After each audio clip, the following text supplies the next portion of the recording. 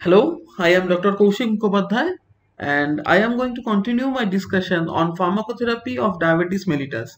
Now today is the last session of this series. We have already discussed about biochemistry and use of insulin, management of diabetic ketoacidosis, and pharmacology of different anti-hyperglycemic agents. Today I will end my series with the management of diabetes mellitus. So we have known all the drugs we have against diabetes mellitus, and today we will learn that how to use those drugs to manage a case. So let's start.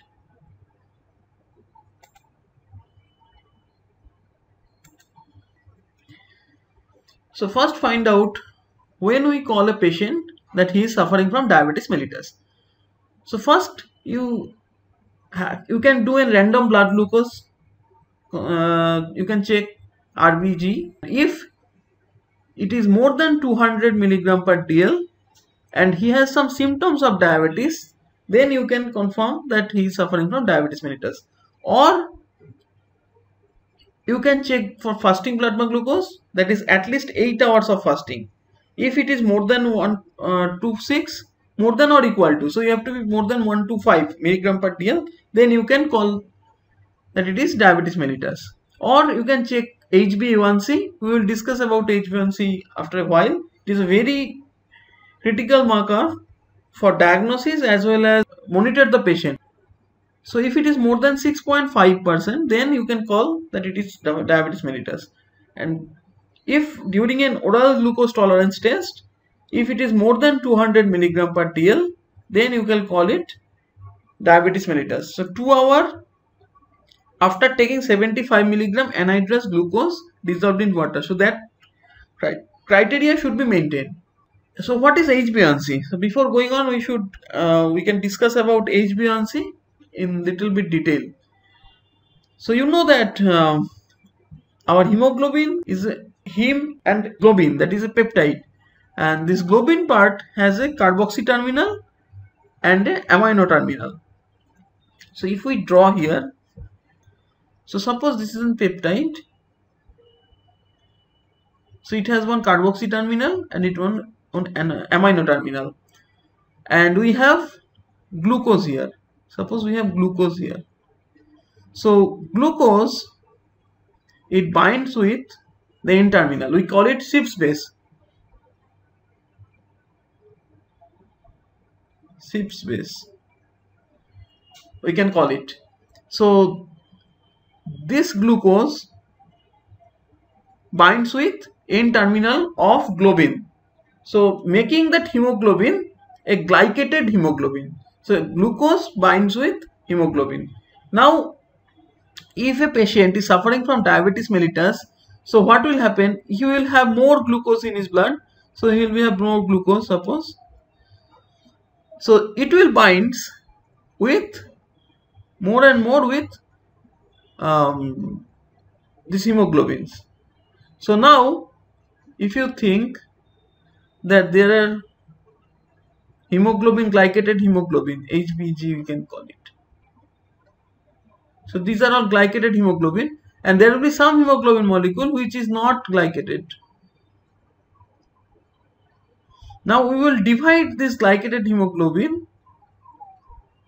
level along with the non-glycated hemoglobin, total hemoglobin level. So the percentage is called HbA1c. So more amount of glycated hemoglobin is there, more amount of glucose, there will be more glycation of hemoglobin A1, and there will be high HbA1c level. And the normal level of HbA1c is between 4.5 to 5.6. If it is between 5.7 to 6.4, then we call it pre-diabetes. And if it is more than equal to 6.5, that is here, we can call it diabetes mellitus. So this was all about HbA1c, and our target is to keep the HbA1c level as close at least as less than 7. For a diabetic patient, we will try to keep the HbA1c level at less than 7%. So that is our primary target. But this target can be altered based on the patient itself. Sometimes we cannot achieve this target, but it is usually we try to achieve at least less than 7%. And if HbA1c level of a diabetic patient is more than 9, then it means poor control. So this was all about HbA1c. So now let's look at the symptoms of diabetes. That is frequent urination. You know that this is the main problem of diabetes mellitus and diabetes insipidus. Both of them frequent urination. So this is diabetes. Next, frequent urination means the patient is losing fluid, so there will be excessive thirst. So patient will take more and more water also because there is frequent urination. Why frequent urination? Because patient is losing glucose, so there will be osmotic diuresis. Next, increased hunger. So it is polyuria, it is polydipsia, and it is polyphagia. That means patient will take more and more calorie. Weight loss, because it is a relative or absolute insulin deficiency. So if insulin is anabolic and there is relative or absolute deficiency of insulin, so weight loss must be there. Tiredness, this is a very non-specific symptom, but most of the diabetic patient complains of tiredness. Lack of interest and concentration, so it is part of tiredness. Numbness of the hands and feet. Now the complications. Complications means microvascular complications and macrovascular complications. Diabetic patients have suffers from microvascular complications like neuropathy. So this neuropathy can cause numbness of hands. Blurred vision, patient can suffer from retinopathy. Again, this is a microvascular complication. And frequent infections. So patient's immunity is decreased. It is an immunocompromised state, the diabetes mellitus. So frequent infections and slow wound healing.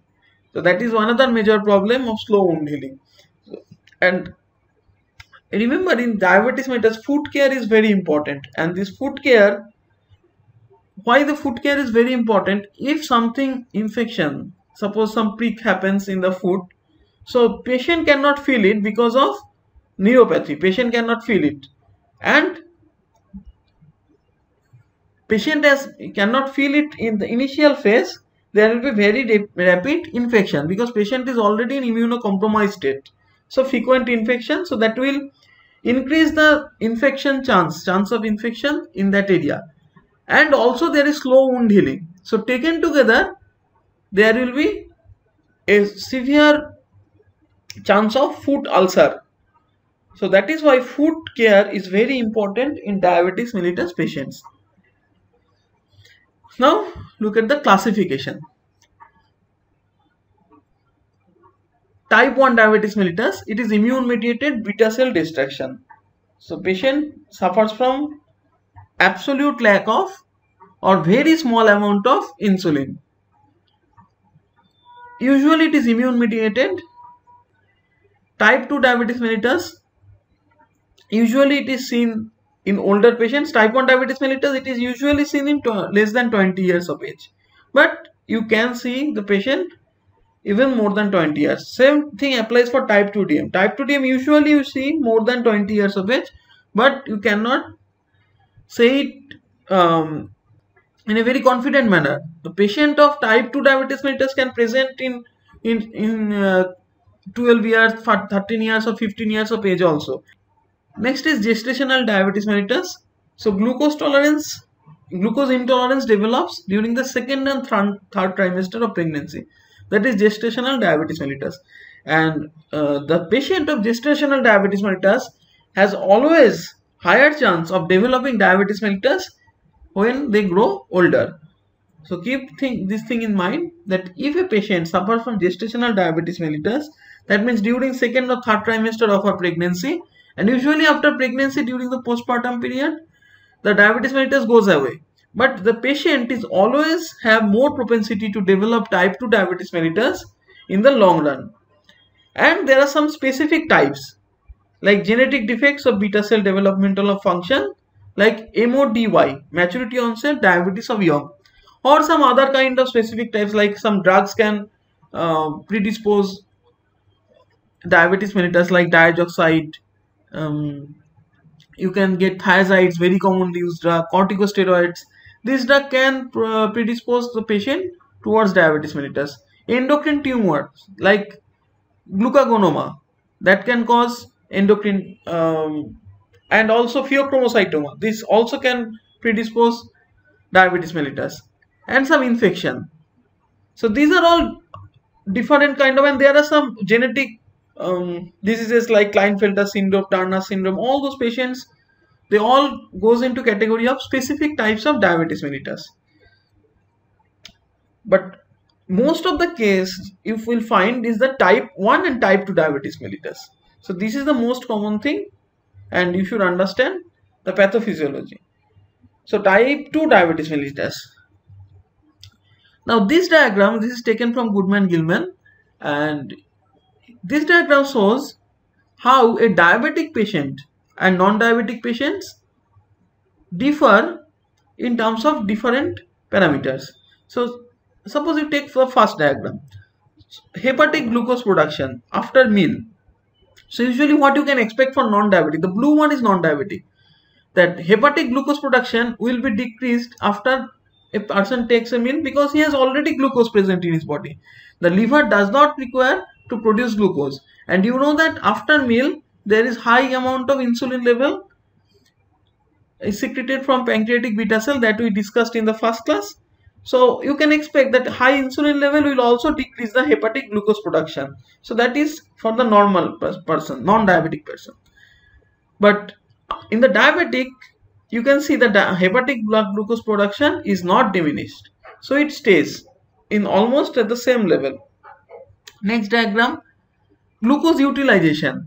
So the glucose utilization is not there as in non-diabetic patient. This non-diabetic patient, as there is more insulin present, the glucose utilization will be higher. But in a diabetic individual, especially type 2 diabetes mellitus, remember this is for type 2 diabetes mellitus, the insulin, if you increase the level of insulin, still the glucose utilization will not happen. Why? Because they suffer from insulin resistance. So remember that type 2 diabetes mellitus is mainly disturbance of balance involving insulin secretion as well as insulin function. So insulin function means the peripheral blood, the peripheral tissue like skeletal muscle, liver, adipose tissue, they will show some resistance in the work of insulin. So even if you give insulin, still the insulin will not function as it should in a non-diabetic patient. So this we call insulin resistance.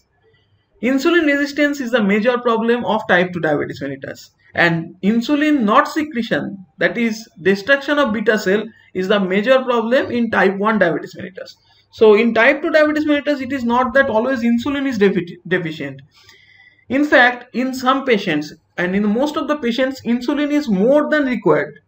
So whenever a patient is going from pre-diabetes state to diabetes state, so pre-diabetes means the patient has not developed diabetes yet, but he is in the process of having diabetes. So if you see this diagram, so you can see here the fasting plasma glucose 126. If it is more than 126, then you will call it diabetes mellitus. But if the person has fasting plasma glucose of 100 to 125, then we will call him pre-diabetes. Similarly, if the person has HbA1c level of 5.7 to 6.4, that means he is suffering from pre-diabetes. If the plasma glucose level is from 140 to 200 for postprandial glucose, then he is suffering from pre-diabetes. If it is more than 200, you will call him diabetes. So pre-diabetes is a condition where the patient is having some is going towards diabetes. So what is the problem in pre-diabetes patient? That they are having some insulin resistance. So suppose if 20 unit insulin was doing some work in normal patient, the same amount of action for the pre-diabetic patients, you require about 25 to 30 unit of insulin. So you require more insulin to do the same amount of work. So this is called insulin resistance. Now suppose body can produce that amount of insulin, so no problem until that. If you do an assay of fasting blood glucose or PPBG, whatever, the patient, you will not find anything, because the higher insulin requirement can be made by the pancreatic beta cell in type 2 diabetes mellitus. Now the time goes on, and suppose after 4 or 5 years, the same amount of work means glucose utilization or prevention of lipolysis. So all this kind of work that insulin does, for the same amount of work you require 50 unit of insulin. Now the pancreatic beta cell cannot produce that high amount of insulin. So suppose it can produce up to 40 unit of insulin. So now you have the deficiency of 10 unit of insulin in your body. Now you show some effects of rising fasting blood sugar, rising PPBG, and rising HbA1c level. So now the patient has gone into the diabetes phase or pre-diabetes phase. From pre-diabetes it will convert it into diabetes. So for type 2 DM, insulin resistance is more important, and there is also a fraction of beta cell dysfunction, but that varies according to individual. Some individual shows high amount of insulin resistance, and other individuals show low level of resistance along with that low level of insulin secretion. So it depends. So now move on. So pancreatic beta cell, you can see that after meal the glucagon secretion in non-diabetic patient decreases, but in diabetic individual the glucagon level is almost in the same level. So one of the important function of insulin is to reduce glucagon level, but as the patient has insulin resistance, the insulin cannot decrease the glucagon level. So there will be more glucagon, and this glucagon will in turn increase the hepatic blood glucose production. So I think you now getting how the pathophysiology of type 2 diabetes mellitus happens. And after meal, what you can expect from non-diabetic, there will be increased insulin level, but for diabetic patient the insulin level is not that much. So here there is always some amount of insulin secretory problem, but the insulin resistance is more important for type 2 diabetes mellitus. And that is where the drugs like pioglitazone, DPP-4 inhibitors, GLP-1 agonists, and metformin, these kind of drugs work. They decreases insulin resistance. So that is why they are mainly used in type 2 diabetes mellitus. So one slide about major complications of diabetes. I am not going into much detail because it is part of pathophysiology. So microvascular, you get retinopathy, patient can suffer from nephropathy, and patient can suffer from neuropathy. ACE inhibitor reduces the incidence of nephropathy and retinopathy. So many times diabetic mellitus patient, if you do an albumin creatine ratio from the urine sample, if it is raised, so patient will show the signs of microalbuminuria. In that case, even if the patient do not have any hypertension, still you should give ACE inhibitor like enalapril or ramipril, lisinopril. These are the drugs you can give. ARB can also give, they show some effects, but ACE inhibitors are drug of choice for the prevention of this kind of microvascular complications. And there are some macrovascular complications like transient ischemic attack, cognitive impairment.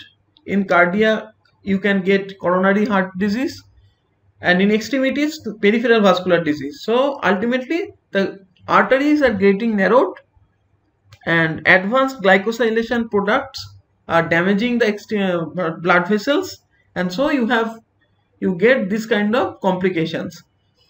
Metformin is a drug which metformin and DPP4 inhibitors, they prevent microvascular and macrovascular complications. So now we move on to the management strategy, the type 2 management strategy. Now before this, we can go and just check about the drugs we discussed in the last class, just a little bit. Okay, so before going into management, a very quick recapitulation of what we learned in the last class. So we have insulin, so that is a separate, that is the main drug. When nothing works, you have to give the patient insulin. But there are some oral anti-diabetic drugs also, especially in type 2 diabetes mellitus. These are the drugs you start the therapy in diabetes mellitus patients. So one is first sulfonylurea and non-sulfonylurea. These are insulin secretagogues. So their function is to increase insulin secretions. Drugs are first generation and second generation. First generation we do not use nowadays. We use glimepiride, glipizide, glibenclamide, drugs like this. Second generation sulfonylurea, or some non-sulfonylurea which also increase insulin secretion like nataglinide and repaglinide. Biguanides, we only use metformin because we do not use fenformin nowadays because it is banned due to high incidence of lactic acidosis. They works by decreasing hepatic glucose production. Alpha glucosidase inhibitor, it decreases glucose absorption from the GI tract, but major problem is GI side effects. Acarbose and voglibose and miglitol are the drugs from this class. DPP4 inhibitors. DPP4 is the enzyme that prevents that actually breaks down the GLP-1 glucagon-like peptide, endogenous GLP-1. This endogenous GLP-1 is very much effective in reducing the symptoms of diabetes mellitus. It increases insulin release, it decreases glucagon release, it increases satiety level from the higher center, and it has multiple action that we discussed in the last class in very detail. The drugs from this group are sitagliptin, saxagliptin, linagliptin, vildagliptin. So, SGLT2 inhibitors, they inhibit the glucose reabsorption from proximal convoluted tubule, so more glucose is released. Important drugs are canagliflozin and empagliflozin. This canagliflozin and empagliflozin, they have cardiovascular benefit. So after a few minutes you will see that I will discuss that SGLT2 inhibitors with cardiovascular benefit. These are the drugs are chosen in patients of atherosclerotic vascular diseases. So you remember that SGLT2 inhibitors with cardiovascular benefits are canagliflozin and empagliflozin. Lastly, thiazolidinediones like pioglitazone. Main function is to decrease insulin resistance and increase glucose utilization.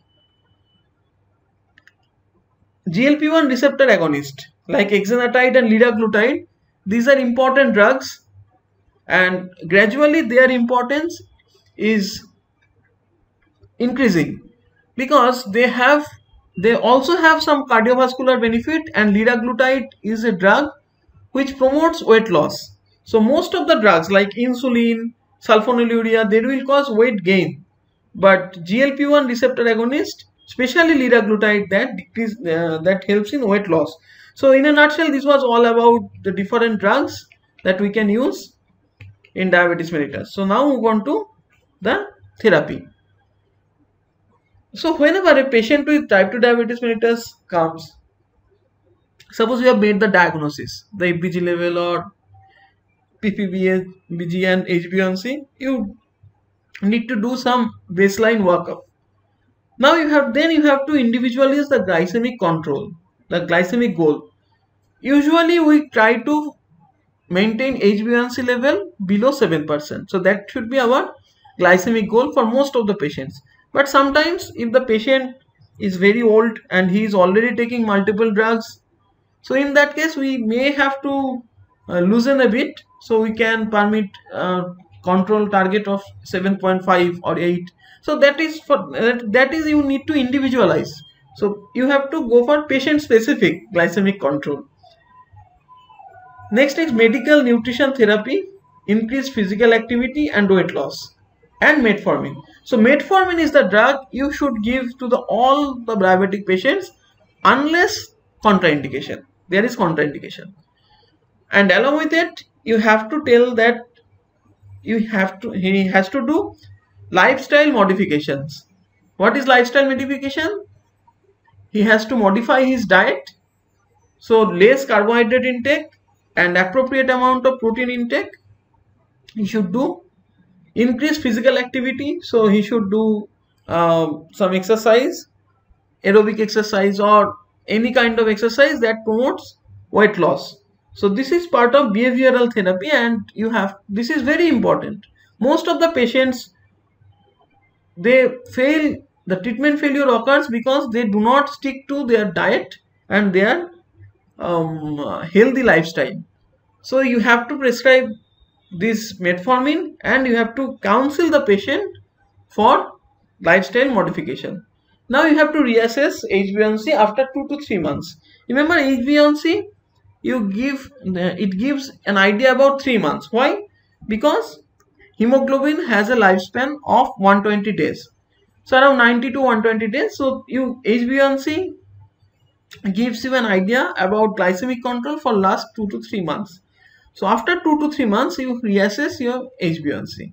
If it is controlled, your target is reached, that is, suppose HbA1c level is 6.8, you should continue the therapy. If it is not controlled, then you should add another agent. Which agent? That I will discuss in the next slide. So you add another agent. Now you have to again assess for HbA1c after 2 to 3 months. If it is controlled, then you should continue the therapy. If it is not controlled, then you can add another drug. So total 3 drugs. Or you can add insulin with metformin and omit the second drug. That you can also do. So again, you need to take your decision based on the individual patient. There are multiple criteria where you should how you should choose your therapy. First, the comorbidities. Sometimes you need to choose drugs based on comorbidity. Suppose a patient, if he is obese and he is also diabetic, so you should choose a drug which will promote weight loss as well as management of diabetes. Similarly, if a person suffers from angina pectoris or any other atherosclerotic vascular diseases, then you should choose SGLT2 inhibitor or GLP-1 receptor agonist. So that will help him. So first important is comorbidities. Second important, patient preference. If the patient, in your practice, you will face many patients who will not agree to take regular insulin dose, because insulin needs to give subcutaneously and nobody wants to take injection on day-to-day basis.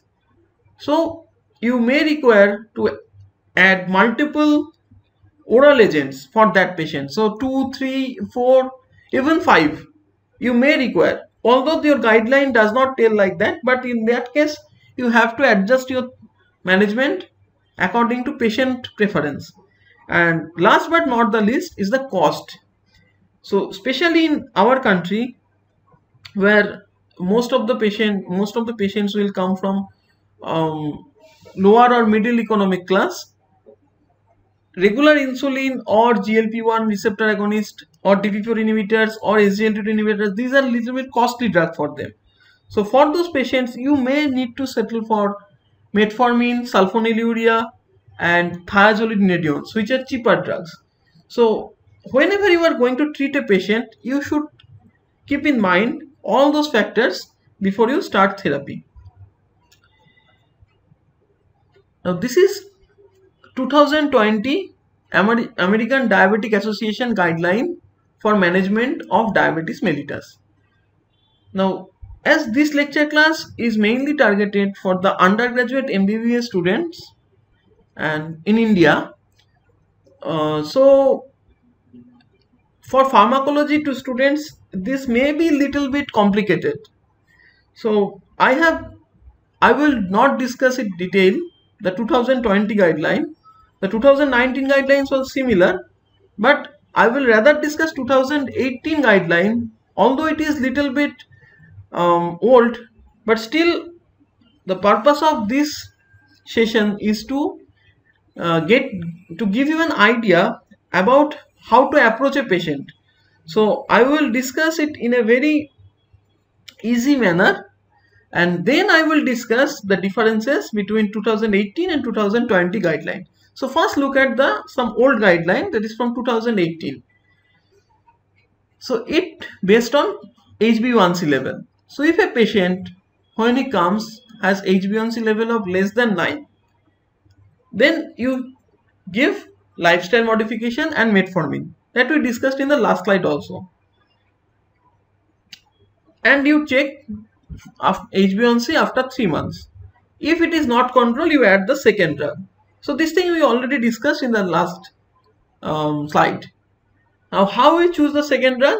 If there is atherosclerotic cardiovascular disease is present, you give SGLT2 inhibitor and GLP-1 or GLP-1 receptor agonist. So this is your second drug. So metformin, it is common for all the patients unless contraindicated. This thing is about the second drug. How you choose the second drug? The second drug, SGLT2 inhibitor or GLP-1 RA. If patient does not have any atherosclerotic vascular disease, then you give the second drug based on patient factor. Patient factor means I already told you the comorbidities and cost and patient's choice. Suppose it is not controlled even after 3 months, then you can add a third drug. If it is not still controlled, you go for combination injectable therapy. That means you give some injectable drug like insulin or GLP-1 receptor agonist. Along with it, you give metformin, and sometimes you may require to combine different kind of insulin. Basal bolus dose, that is a basal insulin like insulin degludec and insulin detemir or glargine. Along with it, some short-acting insulin like insulin lispro, insulin aspart. You may need to combine that. So this is the basic idea of how to treat a patient of diabetes mellitus. Now this is the combination injectable therapy. Again, this is diagram from 2018 guideline. So if you think that a patient, okay, another thing I forgot to mention, that if a patient at the presentation it is more than 10% HbA1c level and glucose level is more than 300, then you can start combination injectable therapy right away. So you can immediately start. You should start this. Of course, you will tell the patient for lifestyle modification, you will give the metformin, but you will start the insulin right away. You can start that. So how to do combination injectable therapy? So initiate basal insulin. Basal insulin means a long-acting insulin. Insulin detemir, glargine, degludec or NPH insulin. Any one you can choose. You start from 10 unit per day or 0.1 to 0.2 unit per kg per day. So basically if you have a patient of 60 kg, you can start with around 10 to 12 unit of insulin. So you will give only one insulin dose at the bedtime, and you will look for the plasma concentration of glucose. If you are having hypoglycemia, because hypoglycemia is the most common adverse effect of any anti-hyperglycemic therapy. So if you get hypoglycemia, you may require to decrease the dose by 10 to 20%. That means 2 unit. Around 2 unit you will decrease. So if you started with 12 unit and a patient suffers from hypoglycemia, you decrease the dose by 2 to 3 unit or 2 to 4 unit. If it is not controlled, if HbA1c level is not controlled, then you consider combination injectable therapy. That means you require more than one. Until now, the patient was getting metformin and one long-acting insulin. But if it is not controlled, you can have three approaches. First approach, you add another short-acting insulin. That means if a patient was taking insulin degludec or the insulin glargine, you add insulin aspart or insulin lispro before the largest meal. If the lunch is the largest meal, you give it before lunch. If breakfast is the largest meal, then you give before breakfast. If it is still not controlled, you may require to give more than 2 rapid acting insulin injections before meals. That means basal bolus. So suppose a patient require 40 unit of insulin. So what you can do, you divide the dose into basal insulin and bolus insulin. Bolus means the rapid acting. So basal insulin, suppose you think that you will give 20 unit of insulin at bedtime. So you have 20 total 40 unit target, 20 unit at basal. That means the rest 20 unit you will divide it in the large, in more than 2 rapid acting insulin dose before meals. So suppose patient is taking breakfast, lunch and supper. So you will give for 20 unit insulin, you can divide it in a 7-7-6 manner, suppose. So 7-7-14 and 6-20. So you give 7 or 8 unit at breakfast and 6 or 7 unit at before lunch, and rest of the insulin dose before meal as a short acting insulin, and you give that main part, that is 20 unit, as basal insulin at bedtime. This is one approach. Another approach is that the patient was taking basal insulin and now you add one GLP-1 receptor agonist along with it. So this is one approach. Another approach is that you change to premixed insulin. So you stop this basal insulin and you change it to premixed insulin twice daily. Premixed means you have already the combination has long acting as well as short acting insulin mixed in a fixed ratio, like 20%, 30%, like this. We have discussed in the first class in detail. The advantage of this premixed insulin is to reduce cost, and patient needs to take lower amount of injection. If it is not controlled with twice daily therapy, you may require to give thrice daily therapy. So again, these are the diagrams from the first class. So this is the basal bolus. You can see the green one is the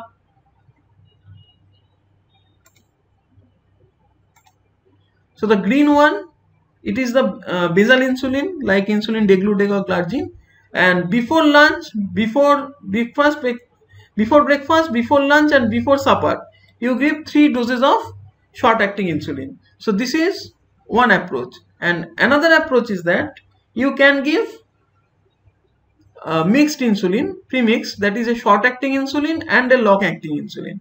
The red one is the ultra short acting insulins like aspart and lispro, and this dotted line is in regular insulin. So either you can mix dotted regular insulin or ultra short acting along with the basal acting. So this is a premixed insulin and you give it before breakfast and before supper. So that is how you can do, you can adjust the therapy. So this is how you do a combination injectable therapy. So we learned about how to approach a patient initially and how to if it is not controlled and if it is more than 10% HbA1c from the first presentation, you can go for directly combination injectable therapy. So this is 2018 guideline. Now very quickly I will tell you about the 2020 guideline. The first line therapy is same, metformin along with the combination therapy, the combination of metformin and behavioral lifestyle modification, diet, physical activity, all those things. Second, if it is not controlled, second you have to establish the patient is suffering from atherosclerotic vascular disease, CKD or heart failure. In the last guideline, only ASCVD was there, but now they have added these other two things also, CKD and heart failure.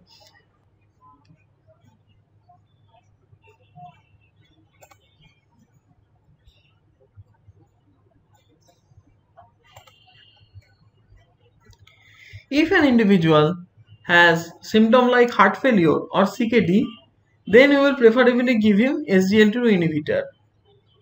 And if SGLT2 inhibitor is not tolerated or contraindicated because of low EGFR, then you will give GLP-1 receptor agonist. And if HbA1c target is not reached, you can add drugs like sulfonylurea, thiazolidinedione, DPP-4 inhibitor, or basal insulin. Now, if a patient is already taking GLP-1 RA, you will not give DPP-4 inhibitor. Similarly, in this arm also, the heart failure or CKD arm, you will avoid thiazolidinedione. Otherwise, you can give drugs like DPP-4 inhibitor or basal insulin or sulfonylurea.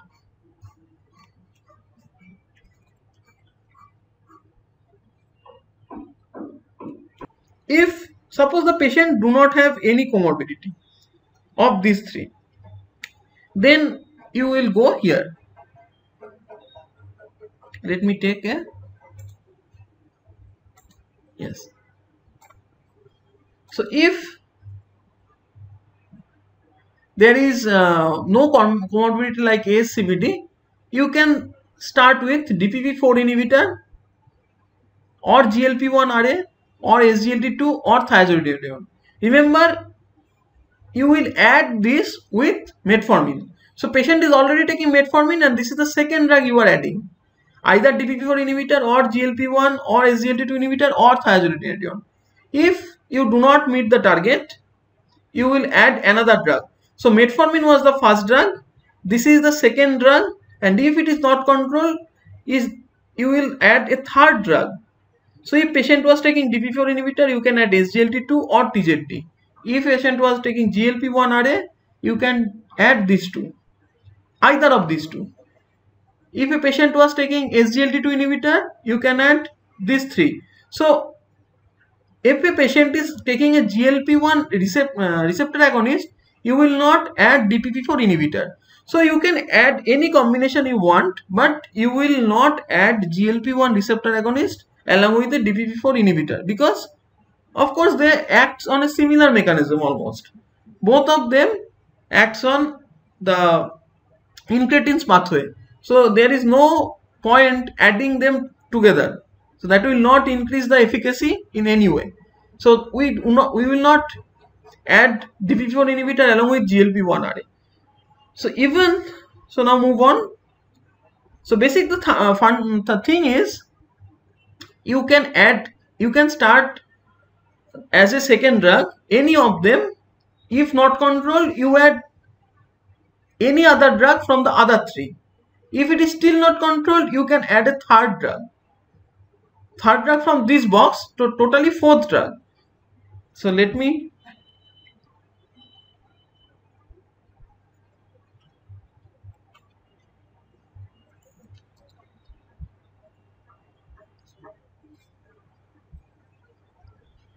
so this was the first drug, metformin. Then you add a second drug from all of them, any of them, either this or this. If not controlled, you add a third drug from the rest of the thing. If still it is not controlled, you can add a fourth drug. So that is the thing that is new. In the last guideline, we saw that we could add until 3 drugs, and next we move on to the injectable insulin. But you can add 4 drugs according to this guideline. And if it is still not controlled, better you go for insulin. So better you go for insulin. But if cost is a factor and patient does not want to take insulin, you can choose sulfonylurea, second generation sulfonylurea, as a fifth oral anti-hyperglycemic agent. Now this is for the normal condition. if a patient is suffering from obesity, so you require weight loss for that. So you may have to manage weight loss. In that case, you should give GLP-1 receptor agonist, because you know that from the last discussion that is GLP-1 RA has, especially liraglutide. Liraglutide is the drug that has weight loss capacity. Or you can add SGLT2 inhibitor. If not controlled, you add with the previous drug. So if previously patient was on liraglutide and still HbA1c is not controlled, then you add SGLT2 inhibitor. And if patient was first taking SGLT2 inhibitor, still not controlled, then you add GLP-1 RA. So you can add them in either combination, and this is for the patients who requires weight loss. Next, if still not controlled, then you can add a DPP-4 inhibitor along with it. Still not controlled, you can add sulfonylurea or thiazolidinedione. So the main difference is, or you can go to basal insulin. So that is better. If the patient takes basal insulin, it is better to add. So after 3 drugs treatment, you can go for basal insulin. So what is the difference from this to this? That you start with GLP-1 RA or SGLT2 inhibitor. And if the patient does not require weight loss that much, then you can have options like thiazolidinedione or DPP-4 inhibitor to start initially. Otherwise, these two is almost the same. And finally, they have made another wing, that is if cost is a major issue. Then I already told you that sulfonylurea and thiazolidinedione, that is pioglitazone, they are very cheap drugs. So you can start with this drug. So either with metformin you can add sulfonylurea, if not controlled, then add thiazolidinedione as third drug. So it is second drug and it is third drug. Or you can start thiazolidinedione first, and after HbA1c target is not reached, then you can add sulfonylurea later. And if it is not controlled, then you consider DPP-4 inhibitor or insulin. So this is the current guideline. You try to remember that, but the major idea is this. So you start with metformin and behavioral therapy, go for second agent if not controlled, go for third agent if not controlled, and now recent guidelines tell you that you can add a fourth agent and even fifth agent if the patient wants that or if the situation demands that. So this was all about the pharmacotherapy. But remember that hyperglycemia management is only a part of management of type 2 diabetes mellitus. So you have to take care of many other things. So diet, exercise and medication compliance. These are the 3 main parts that will control the hyperglycemia. You also have to treat associated conditions, because many of cases you will find that patient will come with dyslipidemia or hypertension or obesity. So comorbid conditions are very common, and there is a condition called metabolic syndrome which consists of all these things: this dyslipidemia, hypertension, obesity, hyperuricemia. So all of them taken together we call it metabolic syndrome. That is a separate discussion. I am not going into detail, but just a few mention of how we treat obesity, because hypertension drug, you know that antihypertensive drugs we can use ACE inhibitor, we can use ARB. Especially for diabetes patients, we use ACE inhibitor if the patient suffers from hypertension, because the ACE inhibitor will also help in prevention of diabetic nephropathy and diabetic retinopathy. So for hypertension with diabetes mellitus, first you should give ACEI or ARB. And how you manage obesity? These are the management options: phentermine plus topiramate, orlistat. Orlistat, it is a lipase inhibitor. Lorcaserin, naltrexone and bupropion combination. or liraglutide. So liraglutide, again, it is an anti-hyperglycemic agent that can be treated, that can be used as a treatment for obesity. And you have to manage the complications like retinopathy, nephropathy, and other cardiovascular diseases. So all of them taken together is the management of type 2 diabetes mellitus. And you have to counsel the patients for complications, for requirement of diet and lifestyle modifications, and requirement of taking medications throughout his life. So that is a big thing, the counseling of the patients. So this is the management of type 2 diabetes mellitus. And yes, you can treat dyslipidemia with statin and ezetimibe. Statin means atorvastatin and rosuvastatin, the drugs which inhibits HMG-CoA reductase. So I will finish my discussion with a case which is a most common adverse effect of all these anti-hyperglycemic agents.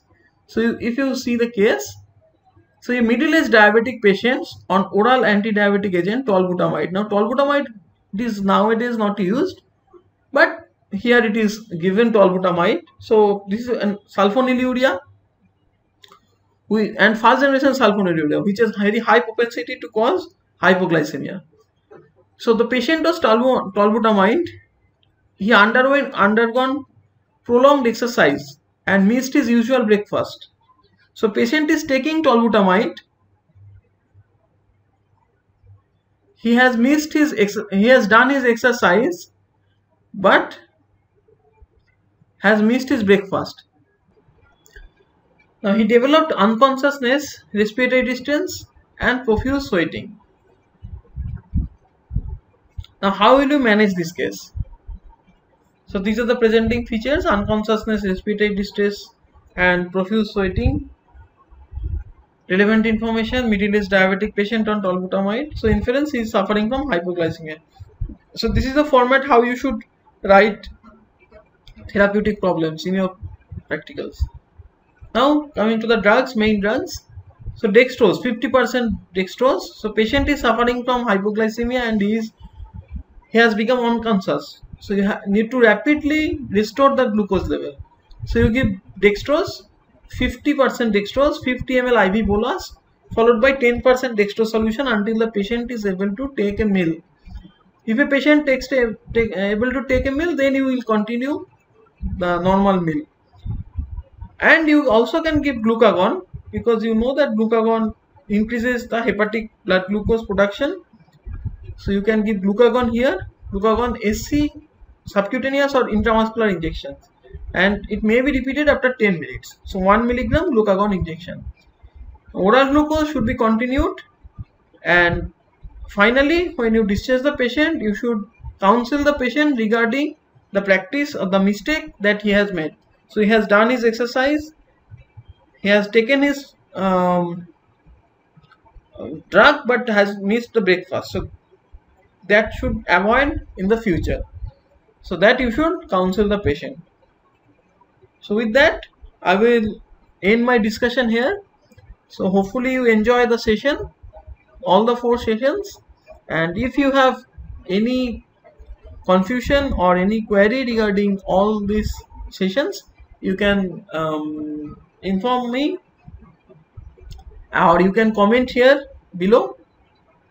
So thank you for your patient listening. I will see you in the next class.